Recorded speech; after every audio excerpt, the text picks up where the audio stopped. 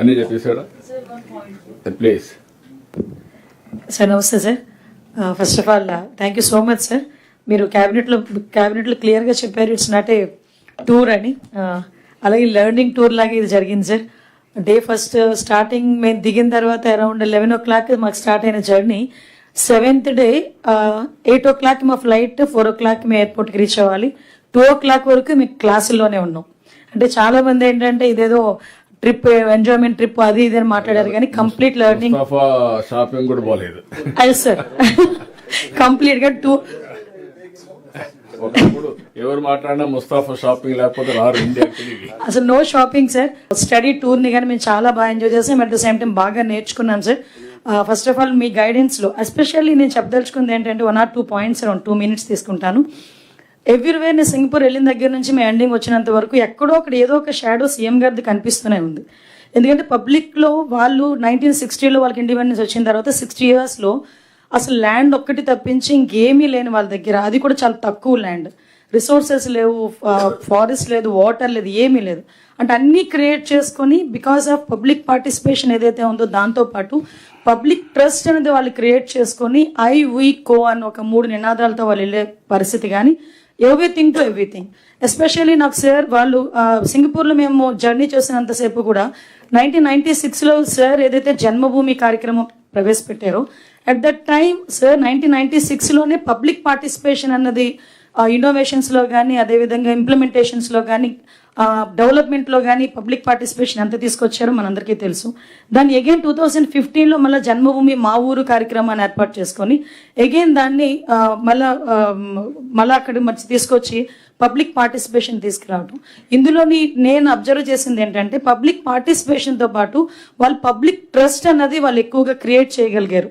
అందువలన వాళ్ళు మేజర్ వేలో వాళ్ళు సక్సెస్ అవ్వగలిగారు అన్నది మాకు కొంత అవగాహన ఏర్పడింది.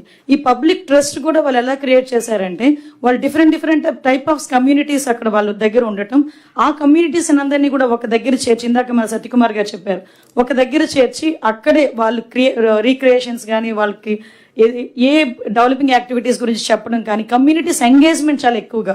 అంటే ఫర్ ఎగ్జాంపుల్ ఒక community leader what ever it, ఇప్పుడు ఒక ఇంప్లిమెంటేషన్ గవర్నమెంట్ నుంచి తీసుకెళ్లాలి అనుకునేటప్పుడు ముందుగానే పబ్లిక్ని మోటివేట్ చేశారు, పబ్లిక్ని దాన్ని అడాప్ట్ చేసుకునేటట్టుగా చేశారు, పబ్లిక్ నుంచి ఫీడ్బ్యాక్ తీసుకున్నారు, దెన్ వాళ్ళు ఇంప్లిమెంట్ చేశారు. సో ఆటోమేటిక్గా ఆ సక్సెస్ అనేది సాధించారు.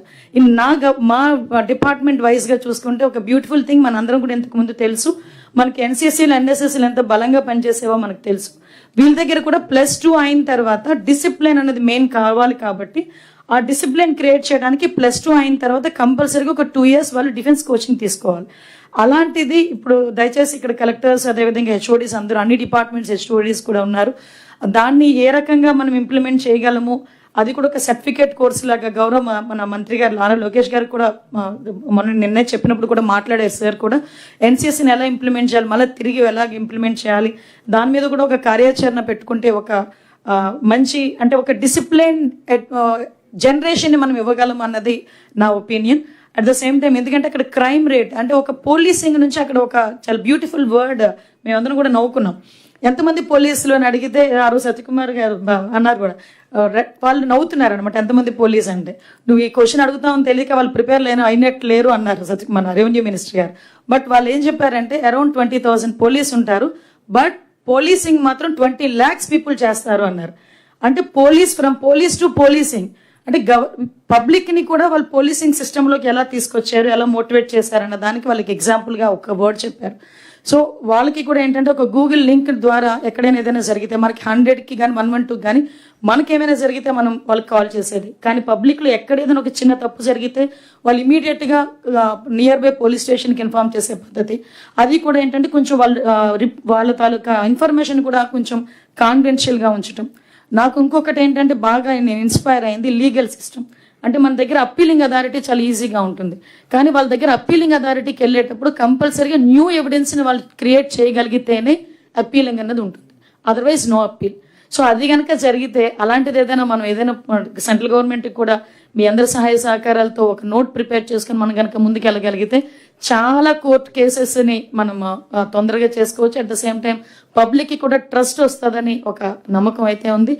ఒకటి ఏంటంటే మేము చాలా గర్వపడుతున్నాం, గౌరవ ముఖ్యమంత్రి గారు ఆధ్వర్యంలో మేము పనిచేయటం, ఒక విజనరీ నాయకుడు ఆధ్వర్యంలో మేము పనిచేయటం, దట్టు సింగపూర్ వరకు వెళ్ళి ఏదైతే లెర్నింగ్ టూర్ ఉందో దాంట్లో ఉన్న ఇంప్లిమెంటేషన్స్ అన్నీ కూడా గౌరవ ముఖ్యమంత్రి గారి ఆధ్వర్యంలో మీ అందరితో చర్చించి 90 days ప్రోగ్రామ్. ఇక్కడ ఒక విషయం చెప్పాలి సార్, రోజంతా తిప్పేవారండి, రోజంతా క్లాసులు చెప్పేవారు, నెక్స్ట్ డే మార్నింగ్ తీసుకెళ్లి ఇవాల్యుయేషన్ చెప్పేవారు సార్.